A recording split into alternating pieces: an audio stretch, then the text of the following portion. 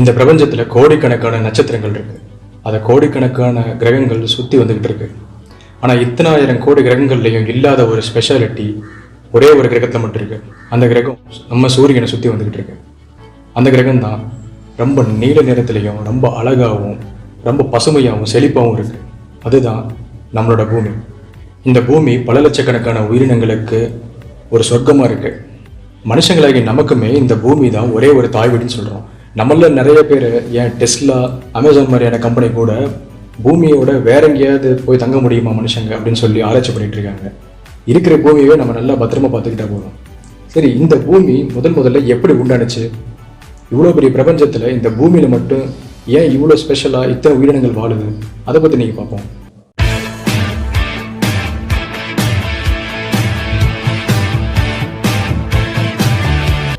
பூமி எப்படி உண்டானதுன்னு தெரிஞ்சுக்கிறதுக்கு முன்னாடி இந்த யூனிவர்ஸ் எப்படி உண்டானுச்சு அப்படிங்கிற விஷயத்த முதல்ல நம்ம தெரிஞ்சுக்கணும்.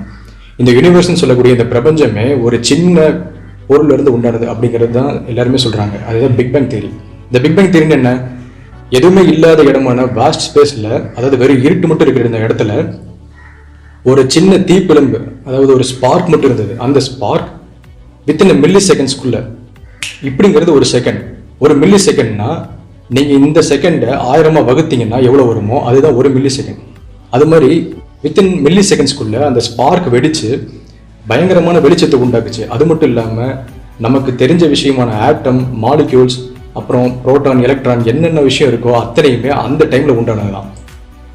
இந்த மாதிரி உண்டான ஆட்டம்ஸாக இருக்கட்டும், மாலிக்யூல்ஸாக இருக்கட்டும், இல்லை எல்லா பார்ட்டிகல்ஸுமே ஸ்பேஸில் அந்தந்த இடத்துல பரவி இருந்தது. அதாவது லட்சக்கணக்கான மைல் தூரம் பரவிடுச்சு.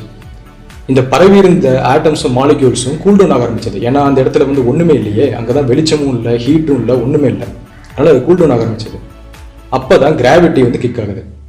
அதாவது ஒரு பார்ட்டிகளோ எந்த இடத்துல ஒரு மாஸ் இருந்தாலுமே அங்கே கிராவிட்டி இருக்கும். ஒரு பார்ட்டிகளாக இருக்கட்டும், ஒரு ஆட்டமாக இருக்கட்டும், ஒரு மாலிகுலாக இருக்கட்டும், ஒரு எலக்ட்ரான், புரோட்டான், எதுவாக இருக்கட்டும், அது எல்லாத்துக்குமே கிராவிட்டிங்கிற ஒரு ஈர்ப்பு விசை உண்டாகுது.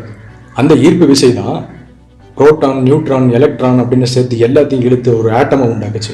அந்த ஆட்டம்ஸ்லாம் சேர்ந்து மாலிகுல்ஸ் உண்டாகுது. அந்த மாலிகுல்ஸ்லாம் சேர்ந்து பார்ட்டிகல்ஸ் உண்டானுச்சு.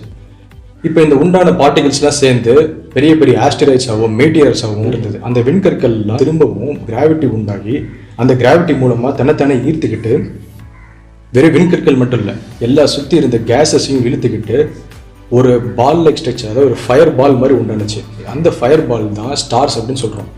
இந்த ஸ்டார்ஸ்லாம் அது உள்ளுக்குள்ளே இருந்த மாஸ், அதாவது நிறை அதிகமாக இருந்ததுனால அதனுடைய கம்ப்ரஸ்டு ஸ்டேட்டை தாங்க முடியாமல் வெடித்து செதறி திரும்பவும் சின்ன சின்ன ஆஸ்டிராய்ட்ஸாகவும் சின்ன சின்ன மீட்டியர்ஸாகவும் திரும்பவும் அந்த ஸ்டாரை சுற்றி உண்டானுச்சு. அந்த ஸ்டார் தான் பிற்காலத்தில் சன்னாக மாறிச்சு. அதை சுற்றிக்கிட்டு இருந்த அந்த ஆஸ்டிராய்ட்ஸும் காமெட்ஸும் சேர்ந்து தான், ஆஸ்டிராய்ட்ஸ், காமெட்ஸ், மீட்டியர்ஸ் எல்லாம் சேர்ந்து தான் பூமியாகவும், வீனஸாகவும், மெர்க்குரியாகவும், மார்ஸாகவும், இன்னும் என்னென்ன இருக்குது, சேட்டன், ஜூபிட்டர், யுரேனஸ் எல்லாமே இப்படி தான் உண்டானுச்சு. சேட்டன், யுரேனஸ் எல்லாமே கேஸ் ஜெயின்ஸ் அப்படின்னாலும் அதனுடைய உள்ளே இருக்க அந்த மேண்டில்னு சொல்லக்கூடிய உட்கரு சாலிட் ஸ்டேட்டில் தான் இருக்கும். பூமியில் எப்படி உட்கரு சாலிட் ஸ்டேட்டில் இருக்குமோ அது மாதிரி தான் இருக்கும். சரி, இப்போ பூமி எப்படி உண்டானுச்சுங்கிறத பார்க்கலாம். நம்ம என்ன சொன்ன மாதிரி சூரியனை சுற்றி ஏற்கனவே இந்த மீட்டியர்ஸும் காமெட்ஸும் சுற்றிக்கிட்டு வந்துட்டு இருக்கு. அது எல்லாம் ஒரே நேர்கோட்டில் சூரியனை சுற்றும் போது அது ஒன்றுக்கொன்று கொலிஷனை தவிர்க்கவே முடியாது. அதாவது ஒன்றுக்கொன்று இடிச்சுக்கிறத தவிர்க்கவே முடியாதுன்னு சொல்லலாம்.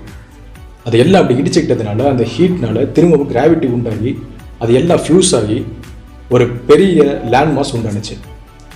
அது மாதிரி லேண்ட் மாஸ் உண்டானது தான் புரோட்டோ எர்த் அப்படின்னு சொல்கிறாங்க.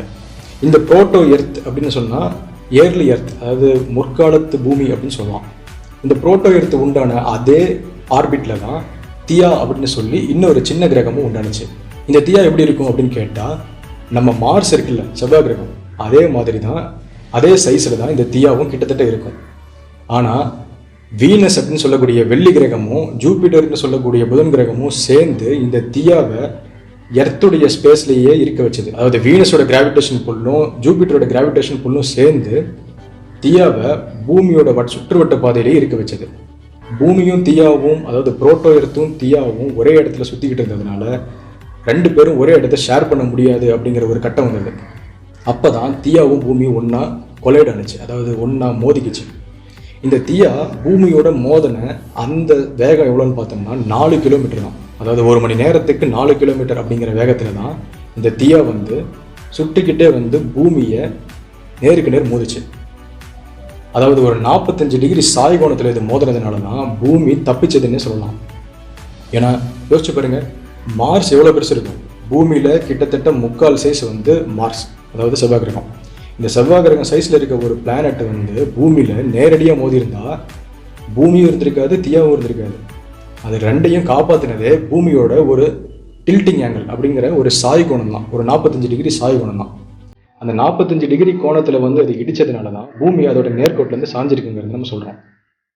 இந்த தியா பூமியில் இடித்தது மட்டும் இல்லாமல் பூமியிலிருந்து சில பகுதியை பேர்த்து எடுத்துகிட்டு போயிடுச்சு. அதாவது ஒரு இடித்த உடனே அந்த ஒரு சங்க் ஆஃப் சாலிட் ராக் வந்து பூமியிலேருந்து எஸ்கேப் ஆகி பூமியவே சுற்றிக்கிட்டு இருக்கு. ஏன்னா பூமிக்கு தான் ஏற்கனவே கிராவிடேஷன் புல்னு ஒன்று இருக்குது. நம்ம முன்னே சொன்ன மாதிரி எந்த ஒரு பார்ட்டிகல்ஸுக்கும் கிராவிடேஷன் புல் இருக்கும். அதே மாதிரி பூமியை தியாவோட உடஞ்ச பார்ட்டிகல்ஸும் புரோட்டோ எர்த்தோட உடஞ்ச பார்ட்டிகல்ஸும் பூமியை சுற்றிக்கிட்டு இருக்கு. அப்படி சுற்றிக்கிட்டு இருந்த அந்த புரோட்டோ எர்த் பார்ட்டிகல்ஸும் தியா பார்ட்டிகல்ஸும் சேர்ந்து தான் நிலா உண்டானுச்சு. காலப்போக்கில் பூமியும் தன்னைத்தானே ஷேப் பண்ணிக்கிச்சு. இப்படி தான் பூமி உண்டானுச்சு.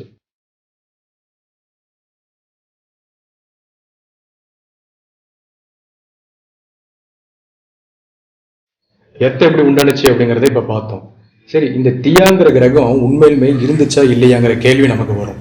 தியாங்கிறது ஒரு கிரகம் இருந்தது இவங்களுக்கு எப்படி தெரியும், இவங்கெல்லாம் எப்படி சொல்கிறாங்க அப்படிங்கிற கேள்வி நம்ம மனசுக்குள்ளே வரும்.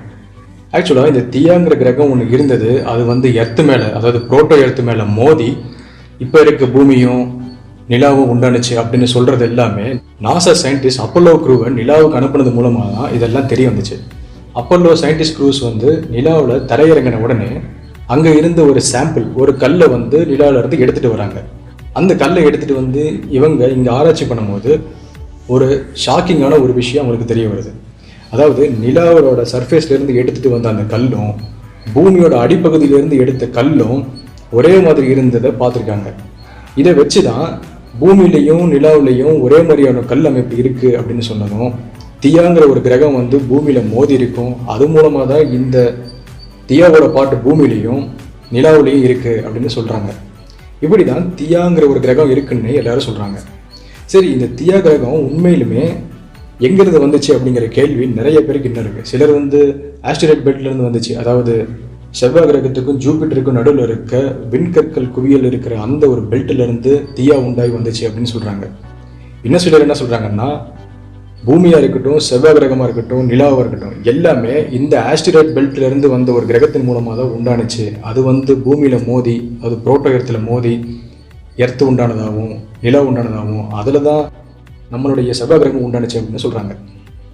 சரி, பூமி உண்டாயிருச்சு. இந்த பூமியில் முதல்ல எப்படி ஏர் உண்டானுச்சு, அட்மாஸ்பியர் உண்டானுச்சுங்கிற கேள்வி வரும். பூமி உண்டான அந்த டைம் பார்த்திங்கன்னா கிட்டத்தட்ட எல்லாமே ரொம்ப சூடாகவும் கொதிக்கிற நிலையிலும் இருந்துச்சு. அதாவது பூமியோட மேல்பரப்பு ஃபுல்லாகவே ரொம்ப ஹீட்டாகவும் மோல்டன் லாவாகவும் தான் இருந்துச்சு. அந்த மாதிரி டைமில் பூமியோட அடிப்பகுதியில் இருந்த லாவாலாம் மேலே வர்றதுக்காக எரிமலை உண்டானுச்சு. இந்த வல்கனோஸ் வெடித்து வரும்போது வெறும் லாவா மட்டும் வர்றதில்லை, அதோடு சேர்ந்து பைரோபிளாஸ்டிக் ஃபியூம்ஸும் வருது. அப்புறம் கொஞ்சம் ஹைட்ரஜன் சல்ஃபைடும் மீத்தேன் கேஸும் இந்த அட்மாஸ்பியரில் கலக்குது. அதாவது பூமியை சுற்றி இந்த ஹைட்ரஜன் சல்ஃபைடும் மீத்தேனும் இன்னும் சில டாக்ஸிக் கெமிக்கல்ஸும் கலந்து அது கெமிக்கல் ரியாக்ஷன் ஆகி அதுக்கப்புறமேட்டு தான் O2, carbon di oxide, nitrogen எல்லாமே உண்டானுச்சு. இப்படி தான் ஹைட்ரஜனும் ஹீலியமும் கூட உண்டானுச்சு. ஆனால் ஹைட்ரஜனும் ஹீலியமும் ரொம்ப வெயிட் கம்மிங்கிறதுனால அது பூமியோட சர்ஃபேஸை தாண்டி ஒரு குறிப்பிட்ட லெவலுக்கு மேலே அதிகமான தூரத்துக்கு போணுச்சு. ஆக்சிஜனும் நைட்ரஜனும் இதே மாதிரி தான் ஹைட்ரஜனும் ஹீலியமையும் ஃபாலோ பண்ணி மேலே எழும்ப ஆரம்பிச்சது. ஏர் மாலிகுல்ஸ் எல்லாம் ஒன்றோட ஒன்று ரியாக்ஷன் உண்டாகி தான் இப்போ நமக்கு தெரிகிற இந்த அட்மாஸ்பியரே உண்டானுச்சு.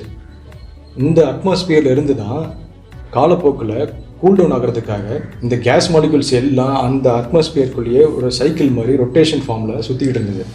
பூமிக்கும் அட்மாஸ்பியருக்கும் நடுவில் இருக்கிற அந்த எம்டி ஸ்பேஸை இந்த ஏர் வந்து ஃபுல் அண்ட் ஃபுல் ஃபில்லப் பண்ணிருச்சு. அது மட்டும் இல்லாமல் இன்டென்ஸ் ஹீட் இருந்ததுனால இந்த ஏர் மாலிகுல்ஸ்லாம் தொடர்ந்து மேலே எழுப்பிக்கிட்டே இருந்தது. இந்த ஏர் மாலிகுல்ஸ்லாம் மேலே எழுப்பிக்கிட்டே இருந்ததுனால ஒரு குறிப்பிட்ட காலகட்டத்துக்கு மேலே அங்கே சேச்சுரேட் ஆகி அதுக்கு மேலே அங்கே ஏர் வந்து போக முடியாதுங்கிற ஒரு கட்டம் வந்துச்சு. அப்போ தான் அட்மாஸ்பியர் உண்டானுச்சு. அந்த அட்மாஸ்பியர் உண்டானதுனால மேலே போன காற்றுலாம் எப்படியும் கொஞ்சமாக கீழே வரணும். அதுக்காக தான் எல்லாம் சால்டிஃபை ஆகி, அதாவது எல்லாம் கூல்டவுன் ஆகி மழையாக வந்துச்சு. என்ன சொல்லணும்னா மீத்தேனாக பெஞ்சுது. அது ரொம்ப டாக்ஸிக். இப்போ நம்ம நினைக்கிற தண்ணி மாதிரி மழைலாம் கிடையாது, அது ரொம்ப டாக்ஸிக். அது ஆசிட் ரெயின்னு கூட சொல்லலாம்.